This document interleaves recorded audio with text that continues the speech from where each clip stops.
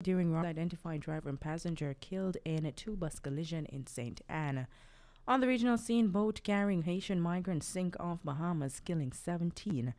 And on the international scene, group seeks ex-Sri Lankan president's arrest in Singapore. In sports, India stunned Windies to take ODI series. News in detail right after this.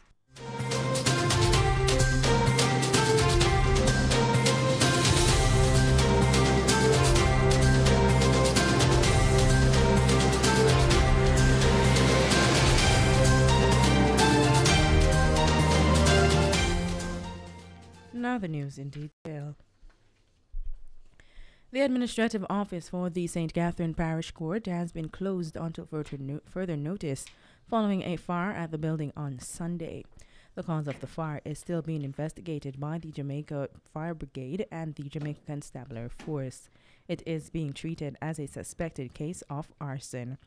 Chief Parish Court Judge Chester Crooks says due to the damage caused by the blaze, full operations of the main court and its outstations in Linstead, Old Harbour and Portmore will be impacted in short term. He said the matters previously scheduled for the main parish court and its outstations will still be heard. Therefore, members of the public who have a matter listed for today, Monday, July 25, should therefore attend court in order to be advised of the new dates for their cases.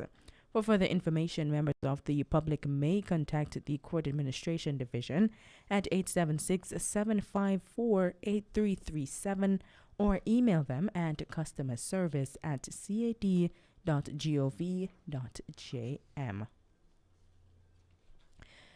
The Ministry of Health and Wellness has disclosed in a statement released on Sunday, July 24, that a second case of monkeypox has been confirmed in Jamaica.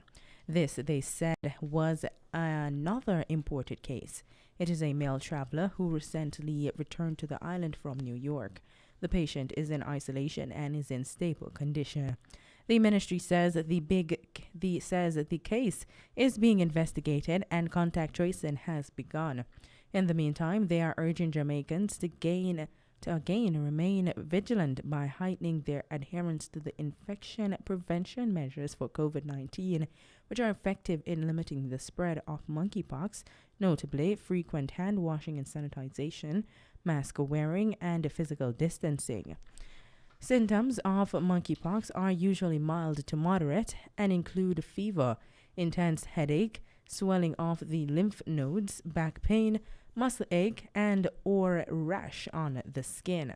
Members of the public who experience these warning signs must immediately isolate and call ahead to their health center or doctor before visiting. Meanwhile, 2 farmers were shot and killed during a robbery at a bar in Claremont, St. Anne this morning. The deceased was identified as 19-year-old Dimitri Harvey, otherwise called Tenge, and Cadian James, both of Coley District in Claremont. According to reports, Harvey and James were among patrons at a party at the bar around 3 a.m. 3 gunmen entered the establishment. They then proceeded to rob patrons of an undetermined sum of money. During the incident, Harvey and James were shot. The gunmen later escaped in the area.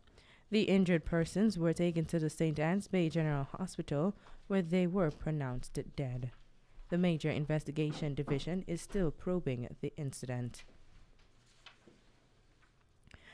The 2 people who died in a 2-bus collision on the Yandovery Main Road in St. Anne on Sunday have been identified by the police.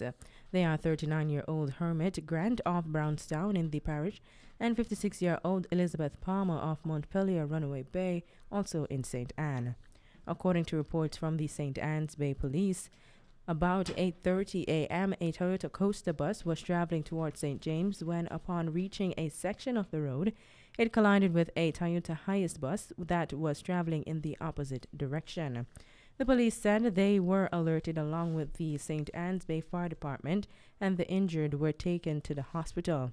The 2 people who died, a passenger and a driver, were traveling in the Toyota Hiace bus.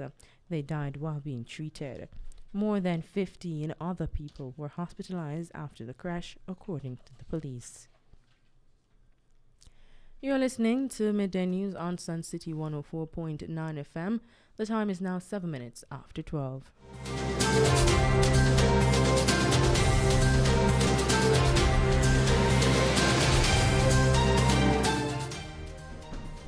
We now continue with regional news.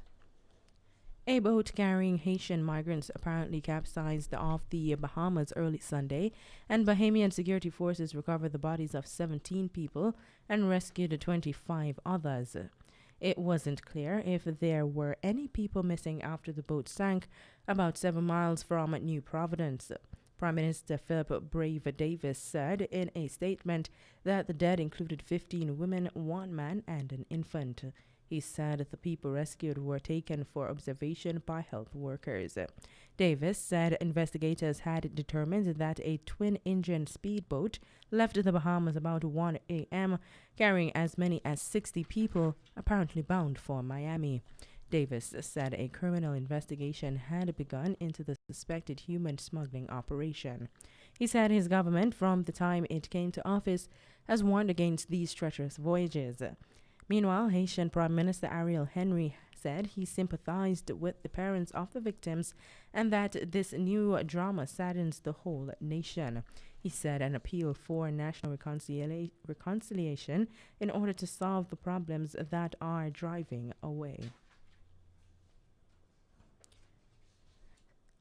On the international scene, a human rights group on Sunday said it had filed a criminal complaint with Singapore's Attorney General to seek the arrest of Sri Lanka's former president for alleged war crimes during his country's civil war. Gotabaya Rajapaksa was ousted from office over his country's economic collapse and fled to Singapore earlier this month. He was defense secretary during Sri Lanka's civil war, which ended in 2009. The International Truth and Justice Project, an evidence-gathering organization administered by a South Africa-based non-profit foundation, said its lawyers filed the complaint requesting Rajapaksa's immediate arrest. The complaint alleges Rajapaksa committed grave breaches of the Geneva Conventions during the Civil War, and that these are crimes subject to domestic prosecution in Singapore under universal jurisdiction. Sri Lanka's economic crisis has left the nation's 22 million people struggling with shortages of essentials, including medicine, fuel, and food. Months of protests have focused on Rajapaksa's political dynasty, which has ruled the country for most of the past 2 decades. ITJP's executive director Yasmin Suka said the economic meltdown has seen the government collapse, but the crisis in Sri Lanka is really linked to structural impunity for serious international crimes going back 3 decades or more. Sri Lanka's civil war killed 100,000 people, according to the conservative United Nations estimates. The actual number is believed to be much higher. A report from the United Nations panel of experts said at least 40,000 ethnic minority Tamil civilians were killed in the final months of the fighting alone. Stay tuned to Midday News on Suncity 104.9 FM. India plundered 100 runs from the last 10 overs to get over the line with 2 balls to spare, taking a 2-0 lead in the 3-match series and climbing their 12th consecutive series win over the hosts. They required 8 runs from the last over. They required 8 runs from the last over, but scraped only 2 runs from the first 3 balls to increase tensions before man of the match Aksar Patel struck a high full toss from Seema Kyle Mayers for a straight 6 to end the game. Aksar, entering the contest at number 7, blasted an astonishing top score of 64, not out of 35 deliveries, while Shreyas Iyer punched 63 off 71 balls at number 3, and Sanju Samson 54 off 51 deliveries.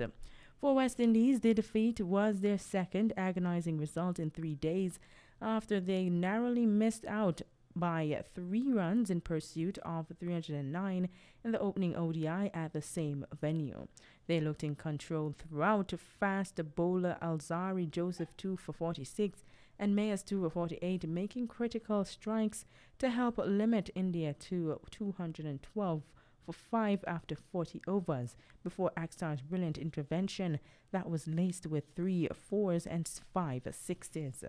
Hope's third ODI 100 this year provided the foundation for West Indies' 311 for 6 off 50 overs after they opted to bat first. Left-hander Puran slammed 74 from 77 deliveries with Mayers 39 and Shamara Brooks 35, helped propel the Caribbean side to their second 300-plus total in as many outings. Hope struck 8 fours and 3 sixes, adding 65 with Mayers for the first wicket, 62 for second wicket with Brooks before adding a further 117 for the fourth wicket, with Puran, who belted a four and a half dozen sixes in scoring his second half century in 3 innings. And now for your weather forecast. There's a trough across Jamaica. The trough is expected to remain across the island through to Tuesday. Thereafter, a high-pressure ridge is expected to briefly build across the Central Caribbean. This afternoon, expect isolated showers and thunderstorms across hilly and western parishes. Kingston is expected to have light rain showers this afternoon with a maximum temperature of 30 degrees Celsius. Spanish Town is expected to have light rain showers this afternoon with a maximum temperature of 31 degrees Celsius. And right here in the Sunshine City of Portmore, you can expect some light rain showers with a maximum temperature of 30 degrees Celsius. Now to end this newscast, we take a look at the main stories once more. On the local scene, cases at the St. Catherine Court to be rescheduled due to fire. Second monkeypox case confirmed in Jamaica. 2 killed during robbery at bar in St. Anne. And police identified driver and passenger killed in 2-vehicle collision in St. Anne. On the regional scene, a boat carrying Haitian migrants sink off Bahamas, killing 17. On the international scene, Group seeks ex-Sri Lankan president's arrest in Singapore. And in sports, India stunned West Indies to take ODI series. And that's it for news and sports from the Suncity News Center at this time. Do join us again at 5 p.m. for more news on this station. Do remember to follow us on our socials on Instagram and on Twitter. Look for us at Suncity 104.9 FM and on Facebook at Suncity Radio 104.9 FM. I'm Jetta Francis from the Suncity News Center. Do stay tuned for more right here on this station.